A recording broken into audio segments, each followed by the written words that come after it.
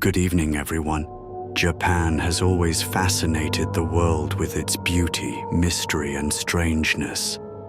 Its culture often seems distant and incomprehensible to outsiders, and the Japanese themselves may appear like strangers in their own world. But to them, everything is perfectly normal. Tonight's episode takes a dark turn, exploring bone-chilling Japanese legends, not meant for children and perhaps too intense even for adults. These stories blend ancient folklore with modern horror, and once you've heard them, you'll never forget. Next story, The Trap in the Hotel Room. This tale, like many from around the world, carries a simple but powerful message. Evil never goes unpunished, and sometimes the predator becomes the prey. In one of Tokyo's districts, a gang of 4 brutal criminals operated with a cruel scheme. One of them, a charming and handsome man, would lure unsuspecting women to a hotel under the guise of romance. Once inside the room, his accomplices would ambush the victim. But one evening, things didn't go according to plan. The hotel staff, noticing that the guests hadn't checked out, eventually unlocked the room. Inside, they found the dismembered corpses of the criminals. The woman was nowhere to be found. Who or what did this remains a mystery. The next story is the Saturn phone ritual. Many legends warn us that even modern technology can be a gateway to terror. There is a creature called Saturn that can supposedly answer any question you ask. To summon it, you must be in Japan, with a 10 yen coin and a mobile phone. Find a public payphone, insert the coin, and call your own number. When the call connects, whisper in Japanese, "Arthur-kun, if you're there, please come to me." If the ritual is successful, Saturn will begin calling your phone throughout the day, describing its current location until it's right behind you. At that moment, without turning around, ask your question. If you hesitate or forget, Saturn will take you with it. The next story, The Hunter and the Chain of Phones. Story speaks of a creature called Hunter. To summon it, gather 10 phones and make a continuous call chain. Phone 1 calls phone 2, phone 2 calls phone 3, and so on. Finally, the 10th phone calls the first. Once the loop is closed, Hunter will answer and grant answers to 9 of the participants. But the 10th person won't be so lucky. Hunter will ask them a question of its own. If they can't answer correctly, Hunter will take a part of their body. Why? Because Hunter is a grotesque being, originally just a floating head, searching for body parts to complete itself. And remember, there are no correct answers. Say no, and you lose your legs. Say yes, and you'll grow a 3rd one. The next story, You Don't Need Legs. A boy walking home from school was approached by a strange elderly woman. She whispered, "You don't need legs." Trying to ignore her, the boy finally yelled, "No!" in frustration. In the blink of an eye, he collapsed, his legs gone, his body sprawled on the pavement. Witnesses couldn't explain it, but many remembered that same chilling phrase.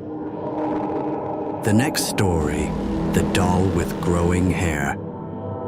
One of Japan's most haunting legends is about a doll named Kiku.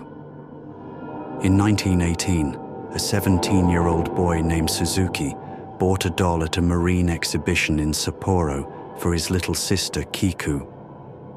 She loved it dearly and played with it every day. But when she died of illness at age 3, her grieving family placed the doll on a home altar in her memory. Soon after, the doll's hair began to grow. It resembled the hair of a child, soft, black, and unsettlingly real. The family believed that Kiku's spirit had taken refuge in the doll. What started as a sweet keepsake became a permanent living reminder of her presence. The next story, the thread behind the ear. As terrifying as the supernatural may be, real horror often lies in ordinary actions gone wrong. A high school girl wanted to celebrate her first year by piercing her ears. To save money, she did it herself at home.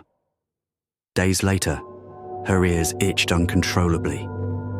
Looking in the mirror, she noticed a thin white thread sticking out from her lobe. Curious, she pulled on it. Her world turned black. It wasn't a thread. It was her optic nerve. She went blind instantly. Driven mad by darkness, she began biting off the ears of other girls she met, including one named Asan who answered yes when asked, "Did you pierce your ears?" The next story, the woman with the torn mouth. Perhaps the most famous Japanese horror tale is that of the Kuchisake Onna, the slit-mouthed woman. She wears a mask over her face and approaches children asking, "Am I pretty?" If they hesitate, she rips off the mask, revealing a mouth split from ear to ear with razor-sharp teeth. Then she asks again, "What about now?" Answer no, and she cuts off your head. Answer yes, and she slices your mouth to match hers. Some say the only way to survive is to confuse her with a question or give a vague answer, buying enough time to escape. The next story, the crawling ghost, Teke-Teke. Another fearsome spirit is Kashima, a woman who was hit by a train and cut in half. Now she crawls on her elbows through the night, making a chilling sound. Tick, tick, tick. If she sees you, she'll chase you relentlessly. And if she catches you, she'll tear you in half just like her. She's said to target children, especially those who linger outside after dark. The next story, the tragedy in Osaka. In 1972, a devastating fire in Osaka claimed over 170 lives. Spirits of the dead are said to linger, but usually only at night. One day, an office worker walking home during a rainstorm noticed something strange. People on the street weren't carrying umbrellas. They stared blankly, unmoving. A taxi driver pulled up and urged the man to get in. Confused but uneasy, he accepted. "You were walking through a street of ghosts," the driver explained. "I had to save you."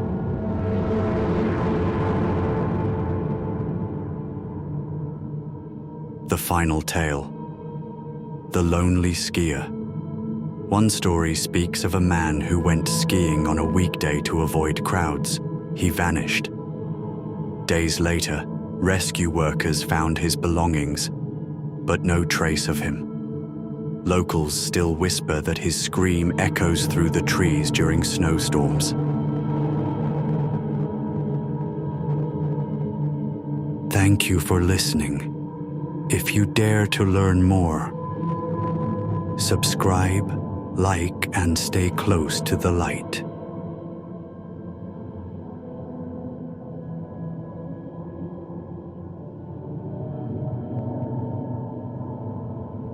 Thank you for listening.